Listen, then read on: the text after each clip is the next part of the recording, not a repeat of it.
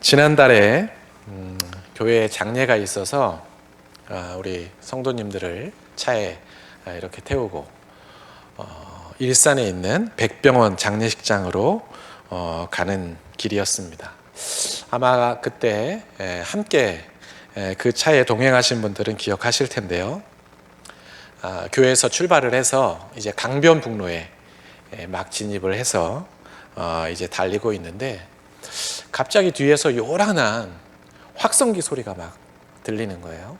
그래서 제가 운전을 하다가 이렇게 차에 있는 룸미러로 이게 무슨 소린가 하고 뒤를 봤더니 뒤에 캠핑카처럼 생긴 차 한 대가 뒤에서 따라오는데 겉에는 빨간색 글자들이 막 빼곡히 적혀 있는 거예요. 그래서 저게 도대체 무슨 내용인가 하고 이렇게 보니까 그 차가 점점점 다가와서 우리 차 바로 뒤에 딱 섰는데 성경 구절이 막 가득히 적혀 있는 거예요. 그 차 벽면에 성경 구절이 가득히 적혀 있고 확성기로는 예수 믿어야 구원 받는다. 여러분들은 지금 뭘 위해 살고 계시냐, 이런 내용의 그런 복음 메시지가 계속 방송이 되고 있었습니다. 도로를 달리면서 그야말로 노방전도를 하고 있는 거였어요. 제가 그 모습을 이렇게 보면서 요즘처럼 그리스도인들이 많은 사람들에게 비난과 비판을 받고 또 그렇게 전도를 하다가 욕먹는 사람도 많은데, 야, 저분 참 용기가 대단하다, 그런 생각이 들면서도 그 확성기 소리가 너무 막 시끄러우니까 속도를 밟아서 좀 멀리 떨어져야겠다 이런 생각을 했습니다. 그래서 좀 거리를 두려고 속도를 내는데 이 차가 계속 따라와요. 저희 차 뒤를 계속 따라오는 거예요. 한참을 가도 소리가 작아지질 않고, 차선을 바꾸면 우리 옆에 나란히 서서 가고, 또 어느 틈에는 우리 차를 추월해 가지고 차 바로 앞에서 계속 한참을 같이 달려가는 거예요. 그러다가 어느 순간에는 이 차가 옆으로 빠졌는지 안 보이다가 이제 좀 조용해지나 싶으면 또 어디선가 나타나고, 계속 그렇게 반복하면서 한참을 달려갔습니다. 함께 그 차에 타고 계시는 우리 권사님들, 집사님들이 목사님, 저 차 우리를 따라오는 것 같은데요, 그렇게 이야기할 정도로 정말 한참을 그렇게 같이 갔어요. 그런데 그렇게 같이 가다가 어느 순간 거리가 좀 벌어지게 됐고 차가 더 이상 보이지 않았습니다. 그래서 이제 좀 조용한 분위기로 차를 타고 가다가 일산 시내에 이렇게 쫙 진입을 했는데, 시내에 진입을 하니까 이제 사거리마다 신호등이 다 있잖아요. 그래서 또 신호에 걸려가지고 신호 대기를 하면서 주변을 이렇게 둘러보고 이 동네는 뭐가 있나 한참 이렇게 보면서 살펴보고 있는데, 사이드미러 저쪽으로 낯익은 차 한 대가 또 저쪽에서 가까이 다가와요. 그러더니 그 확성기 소리가 또 들리기 시작해요. 그 차가 어느 틈에 다시 와서 우리 뒤에 또 딱 서 있는 거예요. 마치 우리를 전도하려고 따라오는 것처럼 그렇게 그 차가 계속 따라오는 겁니다. 좌회전을 하면 그 차도 같이 좌회전을 하고, 직진을 하면 또 같이 직진을 하고, 우회전을 하면 또 같이 우회전을 하고, 그러다 이제 우리가 가고자 했던 일산 그 백병원 주차장으로 들어가는데 그 차가 주차장까지 또 따라 들어오는 거예요. 야, 도대체 이게 무슨 일이냐. 물론 그 차가 우리를 따라오는 건 아니었어요. 위로 예배를 우리가 마치고 주차장에서 나와서 그 병원을 나올 때에는 그 차가 그곳에 계속 서 있었어요. 그러니까 아마도 그 차도 뭔가 그 병원에 볼 일이 있어서 갔던 모양이에요. 근데 공교롭게도 우리가 강변북로에 진입하자마자 그 차를 만났고 같이 계속 그 길을 갔던 거죠. 만약 그 차가 정말 우리를 잡으려고 그렇게 계속 따라왔다면 아마 그 집요함에 정말 혀를 내둘렀을 겁니다. 야, 그리고 그 차가 보일 때마다, 그 소리가 들릴 때마다 아마 엄청 스트레스를 받았겠죠. 예전에도 제가 한번 말씀을 드렸지만 저는 그 야구를 좋아하는데, 야구에 보면 자주 쓰는 명언 중에 이런 명언이 있어요. 끝날 때까지 끝난 게 아니다. 이런 명언이 있습니다. 여러분들도 아마 한 번쯤은 들어보셨을 거예요. 완전히 경기가 끝날 때까지 그 누구도 승패를 알 수 없다. 방심하면 안 된다라는 그런 의미의 명언입니다. 그리고 또 하나의 명언 중에는 야구는 9회 말 투아웃부터다. 이런 명언도 있어요. 그러니까 다 끝난 줄 알았는데 포기하지 않고 끝까지 최선을 다하면 경기가 뒤집힐 수 있고 또 그 결과가 어떻게 될지 아무도 예측할 수 없다는 겁니다. 실제로 야구 경기를 이렇게 보다 보면 초반에 점수 차이가 굉장히 커서 야, 이렇게 일방적으로 한쪽 팀이 이기나 보다 싶었는데 지고 있던 팀이 포기하지 않고 한 점 한 점 따라오다가 결국은 동점이 되고 또는 역전을 하는 그런 경기들을 우리가 심심치 않게 보게 됩니다. 포기하지 않고 끝까지 물고 늘어지는 그 근성, 그 집요함, 그런 정신을 가진 팀과 경기를 하게 되면 아직 경기가 시작되지 않았음에도 벌써 긴장이 되고 진이 빠지기도 해요. 그만큼 집요함, 끈질김이라는 것은 상대를 질리게 하고 두려움에 떨게 하는 그런 요인이 되는 것 같습니다.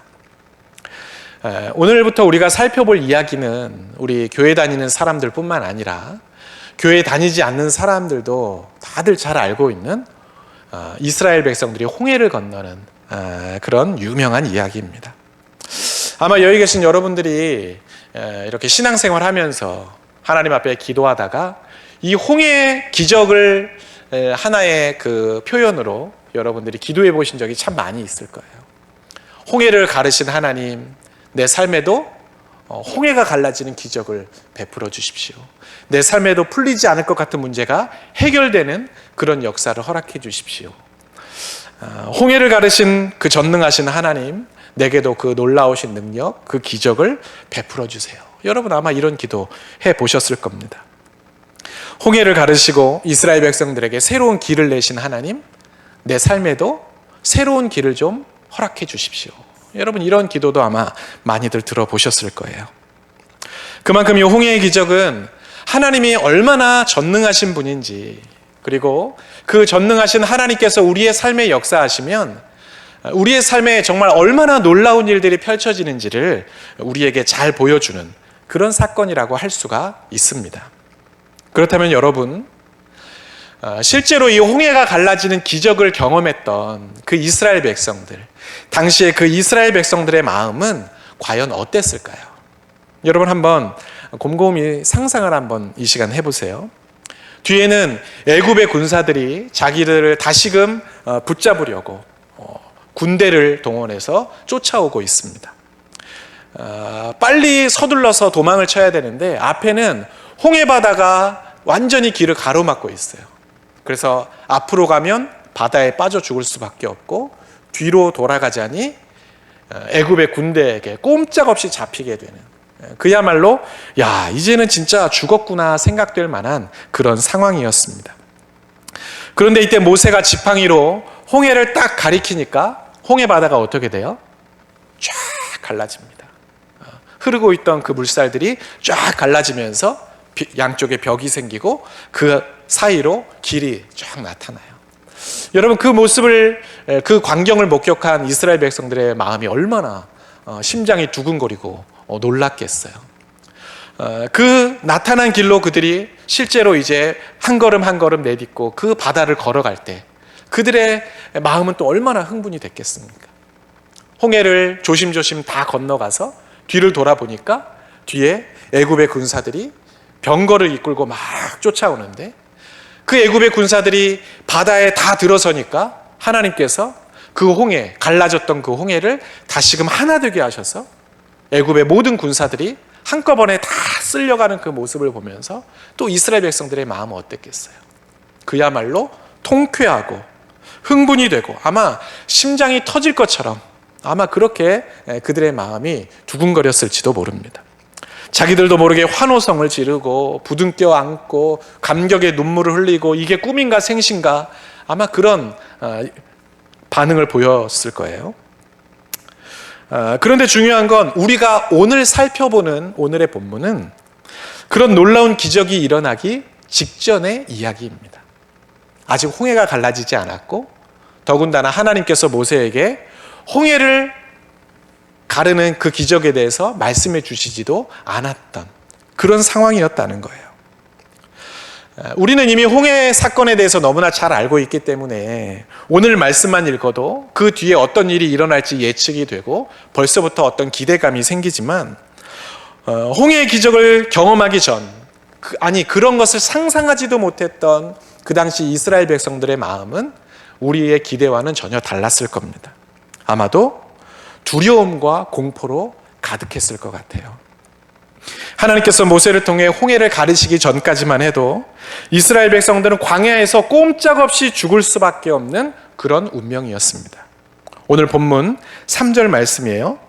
바로가 이스라엘 자손에 대하여 말하기를 그들이 그 땅에서 멀리 떠나 광야에 갇힌 바 되었다 하리라. 이스라엘 백성들이 광야에 갇힌 상황이 되었다는 거예요. 여러분, 광야에 갇혔다는 것은 무슨 말이에요? 마치 그들이 뭐에 포위된 것처럼 꼼짝도 할 수 없는 그런 위태로운 상황에 처했다는 겁니다. 그렇다면 이스라엘 백성들이 애굽을 나와서 약속의 땅 가나안으로 가다가 느닷없이 이렇게 위태로운 상황을 만나게 된 이유가 무엇이었을까요? 그것은 바로 애굽의 왕이었던 바로의 집요한 추격과 방해 때문이었습니다. 오늘 본문 5절 말씀이에요. 그 백성이 도망한 사실이 애굽 왕에게 알려지매 바로와 그의 신하들이 그 백성에 대하여 마음이 변하여 이르되 우리가 어찌 이같이 하여 이스라엘을 우리를 섬김에서 놓아 보내었는가 하고. 여러분, 오늘 이 말씀에 참 이상한 표현이 하나 있습니다. 그건 바로 이스라엘 백성이 도망을 쳤다는 표현이에요. 여러분, 우리가 지금 출애굽기를 계속 살펴보고 있잖아요. 여러분, 기억을 한번 더듬어 보세요. 이스라엘 백성들이 애굽을 도망쳐 나왔어요? 바로 몰래, 애굽 사람들 몰래 이스라엘 백성들이 도망쳐서 지금 애굽을 나왔나요? 그렇지 않습니다. 이스라엘 백성들은 애굽에서 도망치지 않았어요. 당당하게 애굽에서 걸어 나왔습니다. 하나님께서 애굽에 10번의 재앙을 내리시는 동안 애굽 사람들, 그리고 바로의 신하들, 그리고 심지어 바로까지 그 계속 반복되는 그 재앙 속에서 그들이 지치고 힘들어하고 이러다가 정말 다 죽게 생겼다, 첫 번째 장자들까지 죽는 그런 엄청난 비극적인 재앙을 그들이 경험하게 되면서 그 10번째 재앙이 내리던 밤에 바로가 모세와 아론을 불러서 야, 너네 이스라엘 백성들 여기서 제발 좀 나가달라고 오히려 바로가 요청을 했던 일이었어요. 그러니까 이스라엘 백성들이 도망쳐 나온 게 아니라 바로가 이스라엘 백성들을 오히려 쫓아내다시피 그들을 애굽에서 내보냈던 것이었습니다. 출애굽기 12장 31절 말씀이에요. 밤에 바로가 모세와 아론을 불러서 이르되 너희와 이스라엘 자손은 일어나 내 백성 가운데에서 떠나 너희의 말대로 가서 여호와를 섬기며. 10번째 재앙이 내리던 그 밤에 바로가 너무너무 조급해서 모세와 아론을 불러가지고 오늘 이 밤에 당장 여기서 좀 나가라고 그렇게 부탁 아닌 부탁을 했다는 것이죠. 그러니까 결코 도망친 게 아니에요. 그런데 이제 와서 애굽 사람들은 이스라엘 백성들이 도망쳤다라고 그렇게 말하고 있어요. 그리고 그 말을 들은 바로와 바로의 신하들 역시 마음이 변했다고 오늘 성경은 증언하고 있습니다. 여러분, 바로와 신하들의 마음이 변했다는 게 무슨 의미일까요? 그것은 이스라엘 백성들을 애굽에서 나가도록 허락했던, 제발 나가달라고 말했던 그 바로의 마음이 바뀌었다는 거예요. 어떻게 바뀌었느냐? 내가 다시 이 이스라엘 백성들을 잡아와서 다시 노예로 삼아야겠다. 그렇게 마음이 완전히 변했다는 것이죠. 그래서 바로는 어떻게 해요? 자기의 군사들을 동원하고 애굽에 있던 모든 병거를 총동원해가지고 이스라엘 백성들을 쫓아오기 시작합니다. 오늘 본문 6절과 7절 말씀이에요. 바로가 곧 그의 병거를 갖추고 그의 백성을 데리고 갈새 선발된 병거 600대와 애굽의 모든 병거를 동원하니 지휘관들이 다 거느렸더라. 애굽을 떠나서 이제 가나안으로 가기 위해 광야를 걸어가고 있던 그 이스라엘 백성들을 다시 붙잡아 오려고 바로가 모든 군대를 다 동원하고 모든 병거를 다 동원해서 쫓아오기 시작했다는 거예요. 얼마나 허겁지겁 빨리 쫓아왔는지 금세 이스라엘 백성들이 장막을 치고 있던 그 해변에 도착했습니다. 앞에는 홍해가 흐르고 있고 뒤에는 자기들을 죽일 듯이 애굽의 군대가 막 쫓아오고 있는 그 상황에서 여러분, 이스라엘 백성들은 그야말로 절체절명의 위기를 맞이하게 된 것입니다. 애굽을 떠나서 약속의 땅, 구원의 땅, 그 믿음의 여정을 시작한 그 이스라엘 백성들의 마음에는 여러분 아마 기대와 꿈이 있었을 거예요. 야, 하나님이 이제 우리를 어떤 곳으로 인도해 가실까? 하나님이 이끌어 가시는 우리의 삶은 과연 얼마나 행복하고 얼마나 즐겁고 얼마나 풍요로울까? 아마 그런 기대가 그들에게 있었을 것입니다. 그야말로 우리가 흔히 하는 말대로 불행 끝 행복 시작이다, 이런 기대가 있었겠죠. 그런데 불과 며칠도 지나지 않아 애굽의 군대가 턱 밑까지 쫓아왔습니다. 또다시 꼼짝없이 애굽의 노예로 붙잡혀가게 될 그런 운명에 처하게 된 것입니다. 여러분, 그 상황에서 이스라엘 백성들은 무슨 생각을 했을까요? 야, 하나님 진짜 너무하시네. 무슨 하나님이 살아계신다면서 우리에게 또 이런 고난을 주셔. 이런 불평과 원망도 물론 있었겠죠. 그런데 또 한편으로는 그렇게 집요하게 끈질기게 자기들을 쫓아오고 있는 그 바로와 그 군대를 보면서 아마 그들은 혀를 내둘렀을지도 몰라요.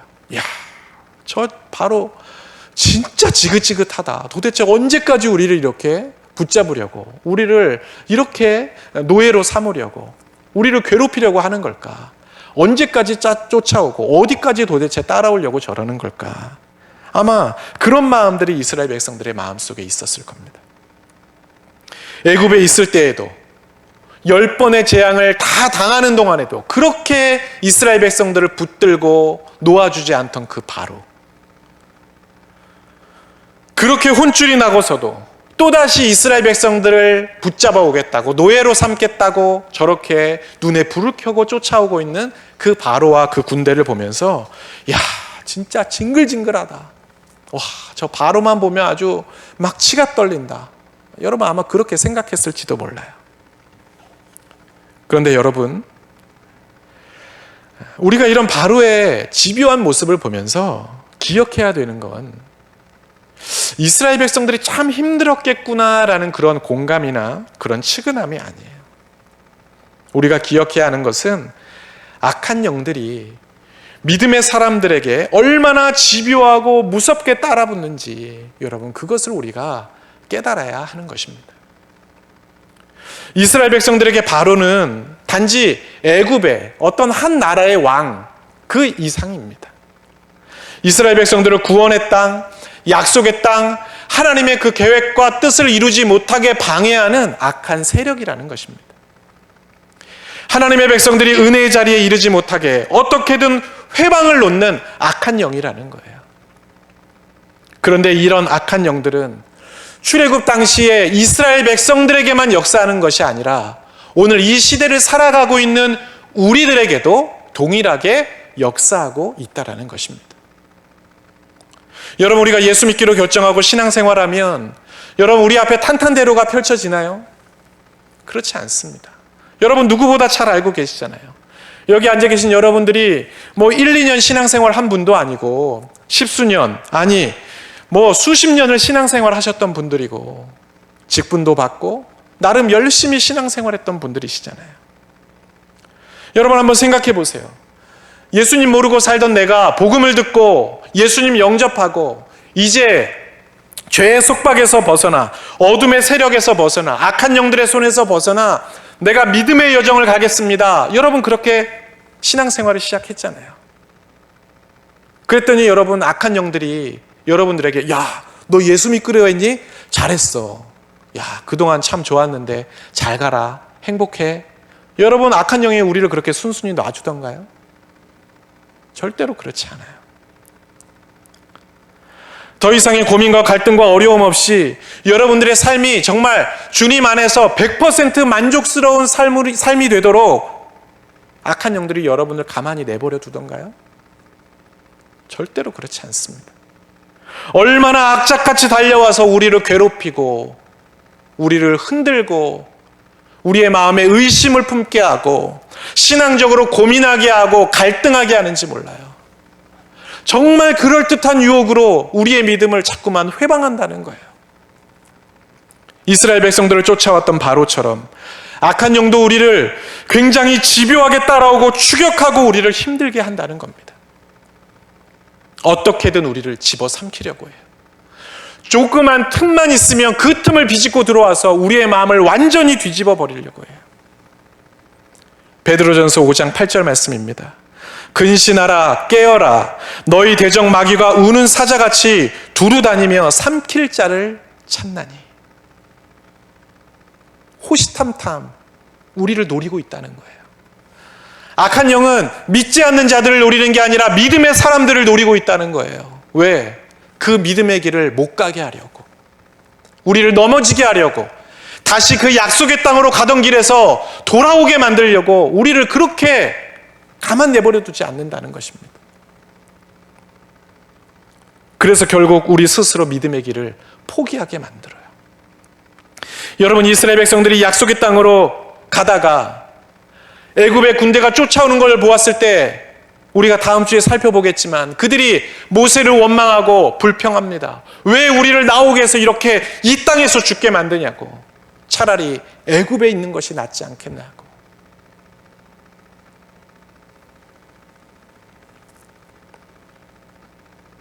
악한 영들이 우리에게도 그런 마음을 심어준다는 거예요. 내가 이 길을 왜 선택했나? 내가 왜 이렇게 힘들게 지금 믿음의 길을 가고 있나? 예수 믿으나 안 믿으나 어차피 삼시세끼 먹고 사는 거 똑같은데 왜 이렇게 나는 피곤하게 살고 있나? 여러분, 그렇게 수많은 후회와 고민들이 우리에게 끊이지 않아요. 왜 그럴까요? 악한 영들이 다시 우리를 붙잡으려고, 다시 자기들의 노예로 삼으려고 집요하게 우리를 공격하고 우리를 따라다니기 때문입니다. 이제는 좀 괜찮다 싶었는데 어느새 또 큰 문제를 가지고 내 앞에 나타나요. 야, 이제는 좀 벗어났다 싶은데 계속 내 뒤를 따라오고 있어요. 내 마음을 흔들고 사람을 통해서 나를 시험하고 환경을 통해서 나를 고통스럽게 하고, 정신을 차리지 않으면 순식간에 옛날로 돌아가 버리고 잠깐 정신줄을 놓으면 세상과 타협하게 우리를 만든다는 것입니다. 그래서 베드로 사도는 근신하고 깨어 있어야 한다고 당부했던 거예요. 그런데 여러분, 바로가 이렇게 아무리 집요하다 하더라도, 악한 영들의 공격이 좀처럼 끊이지 않고 끈질기게 우리에게 달라붙는다 할지라도 우리는 두려워하지 않아야 합니다. 바로의 집요함, 악한 영들의 그 공격에 대해서 우리가 근신하고 깨어 있어야 하는 건 맞지만 두려워할 필요는 없다는 거예요. 왜 그럴까요? 이 모든 일이 하나님의 주권 가운데 하나님의 손 안에서 일어나는 일이기 때문입니다. 오늘 본문 4절과 8절 말씀에 보면요, 반복적으로 나오는 표현이 하나 있습니다. 어떤 표현이에요? 바로의 마음을 완악하게 했다라는 표현입니다. 누가요? 하나님께서 바로의 마음을 완악하게 하셨대요. 여러분, 이 표현 많이 들어본 표현 아니에요? 어디서 들어봤어요? 애굽에 10번의 재앙이 내릴 때, 그죠? 재앙이 내릴 때마다 바로가 깨닫지 않았어요? 뉘우치지 않았어요? 왜? 하나님이 바로의 마음을 완악하게 하셨거든요.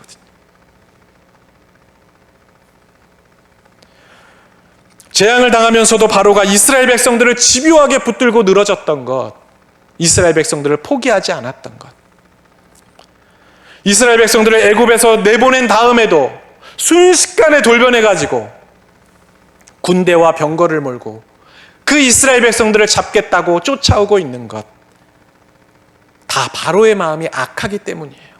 그런데 바로의 마음이 악해서 일어난 일인 것은 맞지만 그 이면에는 하나님께서 그 모든 걸 허용하셨다는 것입니다. 여러분, 우리의 삶도 마찬가지예요. 악한 영이 우리를 집요하게 괴롭히고 힘들게 하는 것도, 또 우리의 삶을 이토록 고단하게 만드는 것도 하나님의 통치 안에서 일어나고 있는 일인 것입니다. 하나님의 통치 안에서 일어나는 일, 하나님의 주권 안에서 일어나는 일, 하나님의 계획과 하나님의 손 안에서 일어나는 일이라면 여러분 누가 책임지시겠어요? 누구에게 답이 있다는 거예요? 하나님이 책임지시고 하나님께 답이 있다라는 것입니다. 그러니 걱정할 필요도 없고 두려워할 필요도 없어요. 하나님이 우리의 삶을 선한 길로 이끌어 가시거든요. 독일의 위대한 설교자이면서 신학자인 헬무트 틸리케라는 분이 있습니다. 그분이 이런 말을 했어요. 고난은 하나님의 약속과 모순되지 않으며 그분은 고난까지도 모두 계산하신다. 여러분 무슨 말이에요?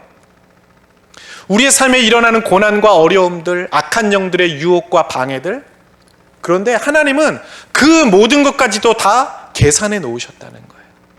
하나님의 역사를 이루어 가실 때 악한 영들이 어떻게 우리를 공격할 것인지, 그리고 그 공격과 시험 가운데서 하나님은 어떤 일을 이루실 것인지, 하나님의 시나리오 안에는 그 모든 것들이 다 포함되어 있다는 것입니다. 여러분 우리가 성경을 읽어보면 정말 그래요. 분명히 하나님께서 명령하신 것임에도 불구하고 방해들이 있고, 하나님께서 시키셔서 순종했음에도 불구하고 고난을 만나는 일들을 우리는 성경에서 굉장히 많이 찾아볼 수 있어요. 진짜 하나님이 살아계신가? 하나님의 명령이 맞나 싶은 일들이 우리 주변에 일어난다는 거예요. 그런데 하나님은 그것까지도 계산하고 계시는 분이세요. 믿음의 여정에, 너희들이 걸어가는 그 믿음의 여정에 이런 어려움들이 있을 텐데 그 어려움이 있을 때 너희들 두려워하지 마. 내가 다 계산하고 있어. 그 고난의 여정을 통해서 나는 너희들의 삶에 이런 놀라운 역사를 이루어 갈 거야. 하나님은 아주 철저하게 시나리오를 만들어가고 계신다는 거예요. 여러분 오늘 본문 4절 말씀 제가 한번 읽어보겠습니다. 잘 여러분 들어보세요. 내가 바로의 마음을 완악하게 한즉 바로가 그들의 뒤를 따르리니 내가 그와 그의 온 군대로 말미암아 영광을 얻어 애굽 사람들이 나를 여호와인 줄 알게 하리라 하시매 무리가 그대로 행하니라. 여러분 하나님께서 뭐라고 말씀하세요? 내가 바로의 마음을 악하게 만들 거야. 그래서 너희를 쫓아올 거야. 너희들 굉장히 무서워질 거다. 그러나 걱정하지 마. 내가 바로와 그 무리들을 통해서 오히려 영광 받을 거야. 내가 하나님이라는 것을 오히려 그 상황들을 통해 나는 나타낼 거야. 그러니 너희는 두려워하지 마. 염려하지 마. 모든 게 다 나의 계획 가운데 있어. 하나님께서 말씀하고 계신다는 거예요. 그러니까 여러분 걱정할 필요가 없고 두려워할 필요가 없습니다. 하나님이 우리의 삶을 책임지시고 하나님이 우리의 삶을 이끌어 가실 것이기 때문입니다. 우리가 반드시 약속의 땅에 이르도록, 우리에게 허락하신 이 믿음의 여정을 우리가 완주할 수 있도록 하나님께서 우리를 붙드시고 우리를 이끌어 가신다는 것입니다. 단지 우리는 악한 영들의 그 공격과 그 방해 앞에서 스스로 무너지지 않도록 우리의 마음을 지키는 게 중요해요. 내 발로 다시 돌아서서 애굽을 향해서 가지 않도록 우리의 그 믿음을 지키는 것이 중요합니다. 여러분 바로의 집요함은요, 무서운 것이지만 우리가 결코 두려워할 것은 아니에요. 하지만 두렵지 않다고 해서 가볍게 여기거나 얕봐서는 절대로 안 됩니다. 아무리 하나님이 책임지신다고 해도 우리 스스로가 정신을 차리지 않으면 우리 뒤를 따라오고 있는 그 바로에게 그냥 덜미를 잡혀서 우리가 넘어질 수 있어요. 우리 스스로 믿음의 길을 포기하면요, 그때는 하나님도 어쩔 수 없어요. 그래서 우리는 깨어 있어야 하고 하나님의 약속을 끝까지 붙들고 있어야 하고, 우리의 마음속에 두려움과 염려가 찾아올 때 하나님, 내 삶에 왜 이렇게 힘든 문제들이 도대체 해결되지 않을까요?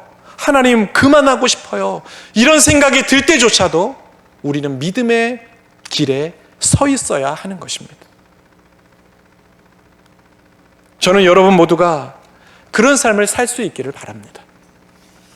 우리를 넘어뜨리려는 바로와 그 악한 영들의 공격이 얼마나 집요하고 얼마나 끈질긴지를 여러분 절대로 잊지 말아야 합니다. 그래서 우리는 날마다 깨어있는 믿음의 사람들이 되어야 합니다. 여러분, 우리의 인생은 어떤 목사님이 그런 표현을 하셨더라고요. 되었다 함이 없는 인생이다, 이런 표현을 하셨어요. 저는 그 표현이 참 마음에 와닿았어요. 뭔가 다 된 것 같은데 아니에요. 또 다른 문제, 또 다른 어려움, 또 다른 시험들이 계속 찾아옵니다. 그래서 성경도 우리에게 뭐라고 이야기해요? 너희가 선 줄로 알거든 뭐 할까 조심하라? 넘어질까 조심하라. 우리가 깨어 있어야 하고 믿음의 길에 계속 서 있어야 하는 이유가 바로 그거예요.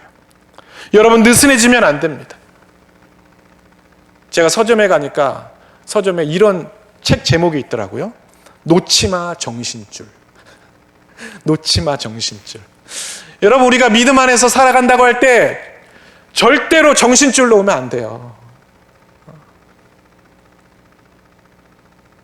그러나 동시에 이 모든 싸움과 이 모든 유혹과 이 모든 공격 또한 주님의 손 안에서 일어나는 일이라는 것을 우리는 기억해야 합니다. 주님이 다루시고 주님이 이끌어 가시고 주님이 우리의 삶에 역사하실 거라는 그런 기대와 그런 믿음, 그걸 우리가 끝까지 붙들어야 한다는 것입니다. 그러면 우리 모두가 마침내 홍해를 건너는 놀라운 기적을 경험하게 될 것입니다.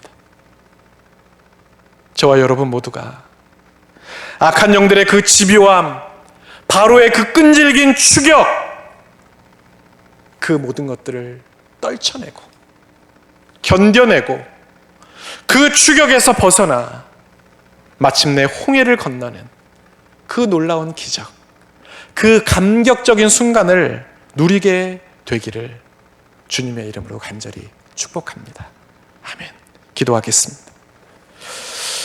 사랑의 주님, 이스라엘 백성들을 다시 노예로 삼고자 집요하게 따라왔던 바로의 모습을 통해서 오늘날 우리를 유혹하고 우리를 넘어뜨리려는 악한 영들의 집요함과 무서움을 깨닫게 하시니 감사합니다.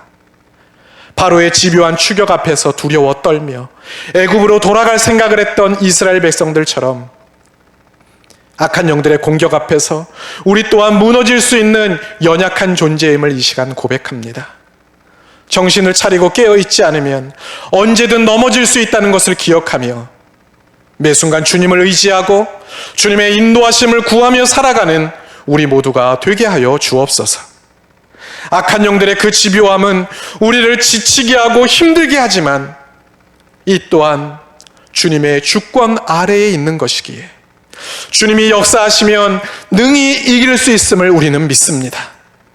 주의하고 경계하되 걱정하지 말고 무서워하지 말고 두려워하지 말고 믿음의 주요 온전하게 하시는 바로 그 주님만 바라보게 하여 주옵소서.